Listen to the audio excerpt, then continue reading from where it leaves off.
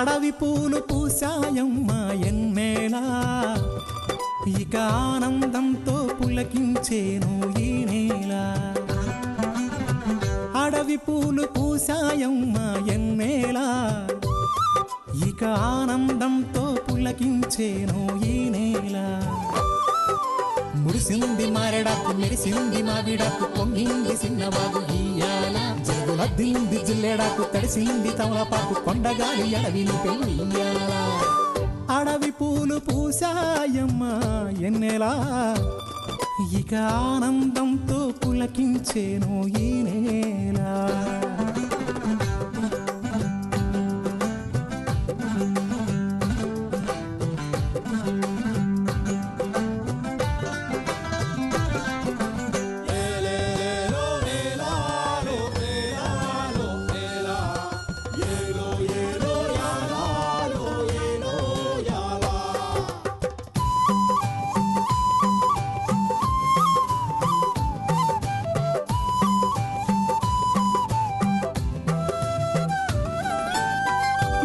సిన్ని సిన్నాసలున్నాయి, ఎన్నో ఊసులు పంచుకున్నాయి, కలిసే తోడుగా బతికేలా. గువ్వలు గూడు కట్టుకున్నాయి, గుండెల్లో ప్రేమ నింపుకున్నాయి, కాలం కలిసే రావాలా.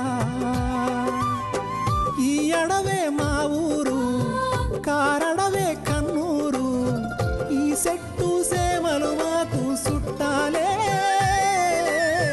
మాకున్న కట్టాలు తీరుత్తది అమ్మోరు, మా పిల్ల జల్ల సల్లగా నూరేళ్ళు ఉండేళ్ళు దీయించు తల్లు. మిన్నేరు మిలమిల సెలయేటి గలగల సిన్నారి నవ్వున నిలవాల. కళ్ళ కపటాలు ఎరగని ఈ మంచి మనసుల బతుకుల్లో తొలిపొట్టు కొడవాల. అడవి పూలు పూసాయమ్మ ఎన్నేలా, ఇక ఆనందంతో పులకించేను ఈ నేల. ఇక ఆనందంతో పులకించేను ఈ నేల.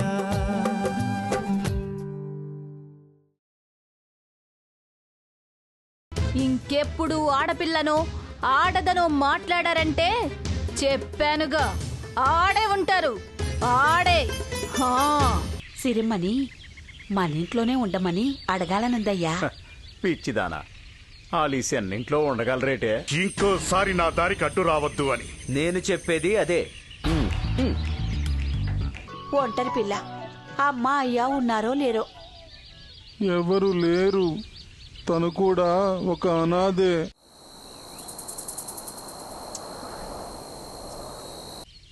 తల్లిదండ్రులు పెద్ద వయసులో చచ్చిపోతే ఆ పిల్లలు అనాథలు కాదురా. తల్లి తండ్రి ఎవరో తెలియకపోతేనే అనాథ అంటారు. మరి నా తల్లిదండ్రులు కూడా ఎవరో తెలియదు కదా, మరి నేను కూడా అనాథనేగా. చాలే ఊరుకో, ఇంకే విషయం లేనట్టు అదే విషయాన్ని పట్టుకుని లాగుతున్నావు. ఇంకెప్పుడు నా ముందు ఇట్టాటి మాటలు మాట్లాడుకో. అయినా ఎవరి గురించి పట్టించుకో, నువ్వు సిరమ్మ గురించి బానే ఆరాలు తీసావురా. ఇవన్నీ తనే చెప్పిందా లేక ఇంకెవరైనా చెప్పారా? తనే చెప్పింది. నువ్వు ఓరుతోనూ మాట్లాడవు, అదే ఆడపిల్లంటే ఆమడ దూరంలో ఉంటావు. అట్టాటిది ఆ సిరమ్మతో బాగానే మాట్లాడుతున్నావన్నమాట. మీ అయ్య ఎప్పుడూ నీ గురించే బాధపడేవాడు. ఈడికి మాట్లాడడం వస్తుందో లేదో అని. నీకు మాట్లాడడం ఏంటి, ఏకంగా పోట్లాడడం కూడా వచ్చేసింది. నేనెవరితోనూ పోట్లాడలేదు. ఉహుం, మరైతే ఆ రవిబాబుని ఎవరు కొట్టారా? ఏమో నాకు తెలీదు. అమ్మతో అబద్ధాలాడడం ఎప్పటి నుంచి నేర్చుకున్నావురా? రాజమయ్య చెప్పాడా? నన్నెవరికి చెప్పొద్దన్నాడు, నీకు చెప్పాడన్నమాట. మీ అయ్య నాకేమీ చెప్పలేదు, నేనే ఊహించాను. ఎందుకంటే రవిబాబు లాంటి మంచోణ్ణి కొట్టించేంత ఖర్చా ఈ గూడెల్లో ఓరికి లేదు. రమణదొర లాంటోడికి ఖర్చున్నా ధైర్యం లేదు. ఇక మిగిలింది నా ఆలోచనలో నువ్వే. అందుకే నువ్వే కొట్టావని చెప్పాను. అమ్మో, అయ్యే అనుకున్నాను. అమ్మ కూడా చాలా తెలివైందే. మీ రాజమయ్యకి ఆ తెలివితేటలు రావడానికి కారణం ఎవరనుకుంటున్నావురా? నువ్వేనా? తెలివైనవాడురా, బాగానే కనిపెట్టేశావు. కాని బండా, అట్టాటి బాబుకి నీలా తోడు చేయాల్సిన పని కాదురా అది. నువ్వెందుకు చేశావో ఏంటో అని నేను అడగను, కాని ఊహించుకోగలను. అయినా నేను చెప్పే విషయం ఏంటంటే, కోపాలు ఆవేశాలు నీలాంటి సాధకుడికి తగవురా. ఒక మామూలు మనిషిలా ప్రవర్తించరా బండా. ఇంకెప్పుడు అట్టాటి పనులు సేమాకు, సరేనా? ఎల్లు, ఎల్లి కూర్తునుపో, నేనిప్పుడే వస్తా. అట్లాగే.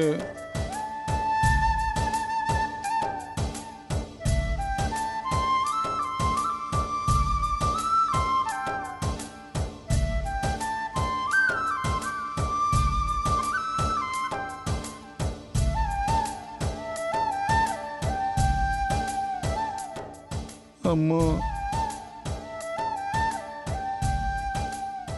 క్షమించమనే పదానికంటే వేరే ఏం నాకు తట్టలేదమ్మా. అందుకే ఈ ఒక్కసారికి నన్ను క్షమించు. ఇంకెప్పుడు అలా చేయనమ్మా, చెయ్యను.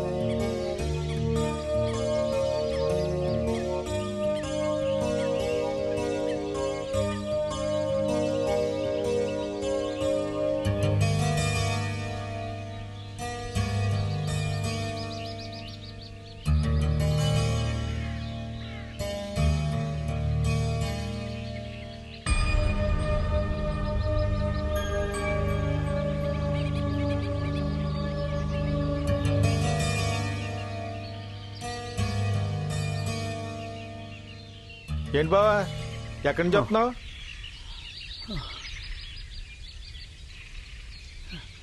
ఎక్కడికి లేదన్నమయ్యా, అలా రవిబాబు ఇంటి దాకా వెళ్దామని బయలుదేరినాను. కలిశాడా?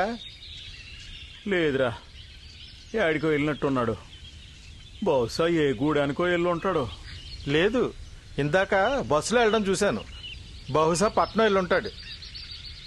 ఎప్పుడూ ఆ ప్రభుత్వ పథకాలు సేవలు మనకు అందజేయడం తప్ప వేరే ధ్యాస ఉండదు. మంచి మనుషులు, మంచి మనసులు, వాళ్ళని మన అమ్మోరు తల్లి సల్లంగా చూడాలి. ఏమంటావు బావా? నిజమే అనుమయ్యా, కానీ ఆ రవిబాబుతో ఓ ముఖ్యమైన విషయం మాట్లాడడానికి వెళ్ళి వస్తున్నాను. ఏంటో? ఏం లేదురా, అతను సిరి మీద అభిమానంతో ఉన్నాడట. మీ చెల్లి చెప్పినది. అందుకే అసలు విషయం తెలుసుకుందామని, వాళ్ళిద్దరి మనసుల్లో ఉన్న అభిప్రాయం ఏంటో తెలుసుకుందామని వెళ్ళినాను. చిన్నపిల్లలు, నువ్వు అడిగితే సిగ్గుపడతారు. చెప్తారేటి? ఏ లచ్చన్నో అడిగితే చెప్తారు. అలా నిజంగానే జరిగితే మన గూడెంలో అందరూ సంతోషిస్తారు. నిజమే, కానీ కొంతమంది వాళ్ళకి అడ్డుపడతారేమోనని అనుమానంగా ఉంది. ఆ విషయమే వివరంగా అడుగుదామని రవిబాబుని కలుద్దామని వెళ్ళాను. పెద్దోడివి, పిల్లల విషయం గురించి ఇంత దూరం ఎందుకు కష్టపడి రావడం? కౌరు చేస్తే రవిబాబు వచ్చిన కదా, ఆ సిరమ్మని తీసుకురామంటే తీసుకొచ్చిన కదా. ఇద్దరిని అడిగితే ఒక్కసారి నీకు కావాల్సిన సమాచారం దొరుకును కదా. ఇద్దరిని రమ్మని కబురు పంపి ఆ లెస్యాలు అడిగితే ఏదో పంచాయతీ పెట్టినట్టు ఉండదు. అందుకే నేనే వచ్చినాను. అయినా అసలు విషయం అది కాదు.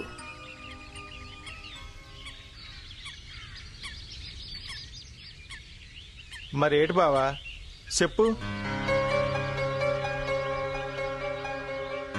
పూర్తిగా విషయం నేను నిర్ధారించుకుంటే తప్ప నీకు కూడా నేను చెప్పలేను.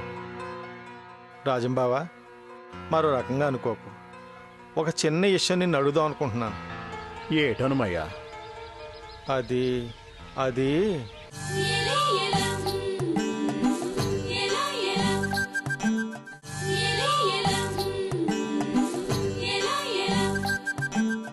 ఏటో చెప్పు. అదే మొన్న కమలి అమ్మోరి దగ్గర తీసుకెళ్ళి రాజమ్మ ఇంట్లో ఏదో రహస్యం దాగుంది, అదేటో నాకు చెప్పవా అని అడిగింది. మరి నువ్వేం చెప్పావు? నాకేం తెలీదన్నాను బావా. నిజంగానే అది అడిగింది నాకు అర్థం కాలేదు. నేనే నిన్ను ఈ విషయం గురించి అడుగుదాం అనుకున్నాను, కానీ నువ్వు కూడా చెప్పలేని విషయం ఉందని నాకు ఇప్పుడే అర్థం అవుతుంది.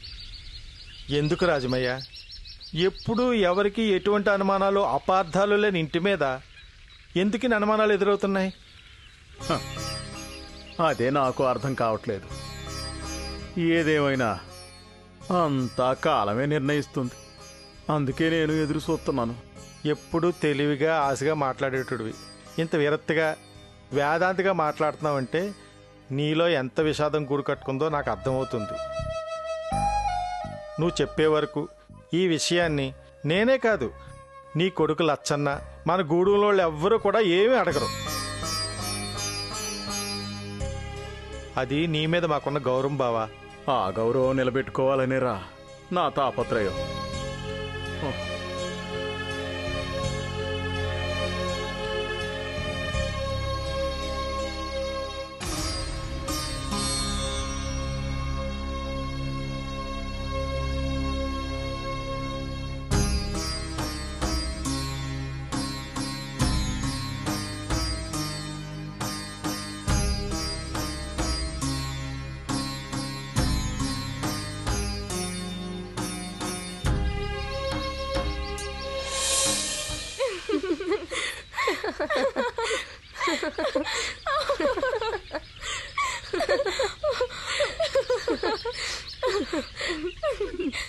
టేకు కేరమన్నాను. అప్పుడు చూడు ఆ రమణతన మొహం కుమ్ములో పెట్టిన సిలకడ దుంపలా ఎలా కమిలిపోయిందో. అదేంటి టేకు? కేరు అంటే మళ్ళా ఇలాంటి పని చేసావో జాగ్రత్త అని. అంత చిన్న మాటకి ఇంత అర్థం ఉందా? అర్థం జాగ్రత్త అనే, కానీ అన్ని విషయాల్లోనూ వాడచ్చు. ఎవరైనా బెదిరితే నా దారికొచ్చావో టేకు కేరు అంటే జాగ్రత్త అనొచ్చు. ఎవరైనా పడబోతుంటే టేకు కేరు అనొచ్చు. అప్పుడు జాగ్రత్త అని అర్థం వస్తుందని కిట్టుబాబు చెప్పాడు. టాకు అబ్బా, ఇంత చిన్న మాటే నాకు కట్టంగా ఉంది. నువ్వెలా నేర్చుకుంటున్నావు? కానీ చాలా సింపుల్. ఎలా అంటే కిట్టుబాబు చదువుకున్నాడు కాబట్టి ఇదే మాటని టైల్గా చెప్తాడు. ముందు మనకు అర్థమైతే మనం కూడా టైల్గా చెప్పొచ్చు ఈ మాట. అదే టేకు కేరు. కిట్టుబాబు చెప్పినప్పుడు నాకు కూడా కట్టమని అనిపించింది. ఆ తర్వాత నాలో నేనే టేకు అంటే టేకు సెట్టుని మా నీరమ్మ కొడుకు ఎడుతాడు చూడు, క్యార్ క్యార్ మని, ఆ రెండింటినీ కలిపి టేకు కేరు అన్నాను. కిట్టుబాబు కూడా ఆశ్చర్యపోయాడు. అన్నీ ఇలాగే గుర్తుంచుకుంటాను, అందుకే అన్నీ త్వరగా వచ్చేస్తాయి. ఇప్పుడను టేక్ సెట్లో టేకు, పిల్లోడి ఎర్చే కేర్లో కేరు. టేకు క్యారు, టేకు క్యారు. టేకు కేరు అంతే, వచ్చేసినది చూడు. నీలు, నీకొచ్చే ఇంగ్లీష్ మొత్తం నాకు నేర్పించే. నేను మా లచ్చన్న దగ్గర పోజెడతామన్నమాట. ఏటేటి మళ్ళీ చెప్పు. అదే పోజు అంటే అవతల కంటే గొప్పగా టైల్గా వాళ్ళ ముందు నిల్చోవడం, ఇలా. నీలు, నాకు కూడా నేర్పవా? ఏంటి ఇలా నిల్చోడమా? పోజ్ అనే మాట నేర్పడమా? మాటే ఇందాక నేర్పవు చూడు, టేకు క్యారు, అలా నేర్పాలి. సరే, ఎవరినైనా పో అంటాం కదా, అలాను పో. ఇప్పుడు మన కౌజుపెట్టెలో జూ ఉంది కదా, ఆ జూ అను. కౌ జూ, కౌ జూ, జూ. ఇప్పుడు రెండు కల్పాను పోజని. పో జూ, పో జూ, పోజు పోజు. వచ్చేసింది పోజు. ఇప్పుడు నుంచి నేను పోజుగా. ఇంతేనా? ఏంటి కమలి, భలే పోజు పెట్టి నుంచున్నావు? రవిబాబు, పోజు బాబు పోజు. ఇప్పుడే నేర్చుకున్నా నీళ్ళ దగ్గర. ఏంటి, పెట్టడమా అనడమా? రెండును. అవును బాబు, ఇలా వచ్చారు. మా లచ్చన్న మీ కాడికి రాలేదా బాబు? ఏదో నీటి గొట్టాలు, పైపులు పైపులు ఎలా అనాలి? అదే మనకి తేపులు వస్తాయి కదా, అదే బ్రేవ్ బ్రేవ్ మని, అదే పైతేపులు అంటాం కదా. ఆ పైతేపుల్లోంచి తే తీసేసి పైపులు అంటవే. తే తీసేసి పైపులు, పైపులు. అదే. రవిబాబు,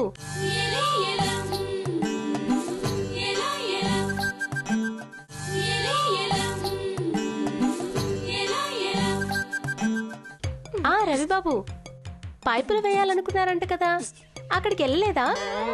వెళ్ళొచ్చాను. లచ్చన్న అక్కడే పని చూసుకుంటున్నాడు. నేను సిరి కోసం వచ్చారు, అవునా? అవును. సిరం ఇప్పుడే తుమ్మగూడానికి వెళ్ళింది. మా అన్న తిమ్మప్ప తీసుకెళ్లాడు. ఏదో గవర్నమెంట్ ఆఫీసర్ గారు వచ్చారంటే వెంటనే వెళ్ళింది. అందుకే వచ్చాను. ఈ టైంకి వాళ్ళు వస్తానన్నారు, అందుకే వెళ్ళిందో లేదో అని వచ్చాను. ఒకతే వెళ్ళాలి కదా. తోడుగా వెళ్దామని. అవునా రవిబాబు? అవును. ఆ తల్లికెప్పుడు మీరు జీవితాంతం తోడుగా ఉంటే అందరికీ చూడాలని ఉంది. కమిలి, నువ్వు అన్నది నిజమే. సిరిని నేను పెళ్లి చేసుకుంటాను, కానీ నా పరీక్షలు అవ్వాలి. అప్పుడే అవన్నీ.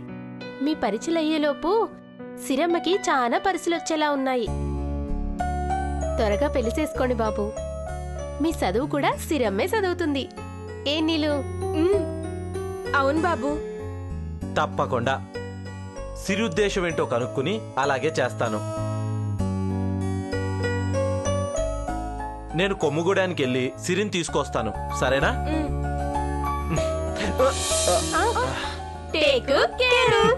It's okay.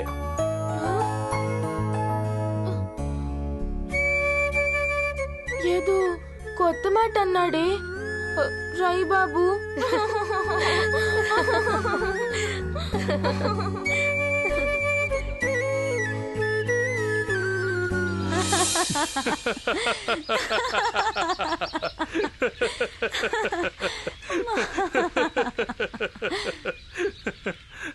పుట్టినప్పటి నుంచి ఇలా నవ్వడం ఇదేనేమో మొదటిసారి. నువ్వా? కాదు, నువ్వు. నిన్ను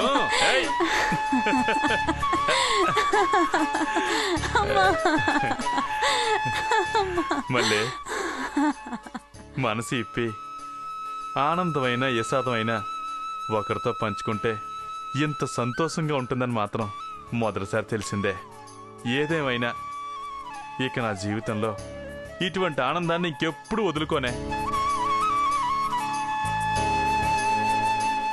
ఇన్నాళ్ళు ఎవరితోనూ కలవకుండా ఎంతో నట్టపోయాను. స్నేహితులు లేక, పలకరించేవాళ్ళు లేక, ఆకతాయిగా తిరిగి ఎంతో మందితో ఎన్నో మాటలు అనిపించుకున్నాను. మళ్ళీ నువ్వు కూడా నాతో మాట్లాడుండకపోతే నేనేమైపోయేవాడినే. చా ఊరుకో మామా, ఏందిది? మళ్ళీ నా మూర్ఖత్వంతో నిన్ను ఎన్నో అనరాని మాటలు అన్నాను, ఎన్నోసార్లు ఏసరించుకున్నాను. అయినా నవ్వుకుని నా ఎంట పడ్డావే కానీ నన్ను వదులుకోలేదు. నువ్వు నన్ను వదులుకున్నా, నేను నిన్ను వదులుకోలేను మామా. ఎందుకంటే నువ్వే నా పంచ ప్రాణాలు. మళ్ళీ నీకు నేను ఏం చేశానే? నీ అన్న కోనంగి నిన్ను పోషించడని తెలుసు. ఆడు ఆడిపొట్టే పోసుకుంటాడని గూడెం అందరికీ తెలుసు. నువ్వు ఎలా ఉన్నావో, తిన్నావా లేదా అని నేను ఏనాడూ ఆలోచించలేదే. నేను నీవోణ్ణని నువ్వు అనుకున్నావు. నేను కూడా నువ్వు నాదానివే అనుకునుంటే నువ్వు కడుపు నిండా తిన్నావా, పస్తులున్నావా అని ఆలోచించుండేవాడిని. ఛీ, యాదవ జీవితం. నా కోసమే తప్ప ఎవరి కోసం నేను ఆలోచించలేదే. ఎందుకలా అనుకుంటావు మామా? నువ్వు నన్ను పట్టించుకోకపోతే నా కోసం చాలా సార్లు మా అన్నతో గొడవ పడతావా? నీ మనసులో నాకిన్న సోటు ఉన్నది మామా. ఇంత సోటు కాదే, అంత సోటు ఉన్నదే. నీకోసం ఎంత సోటైనా ఇక్కడుంచుతానే.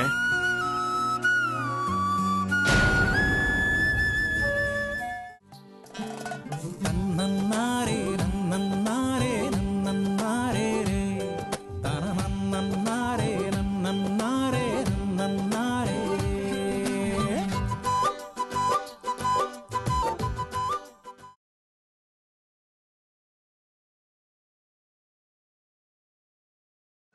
నన్నన్నారే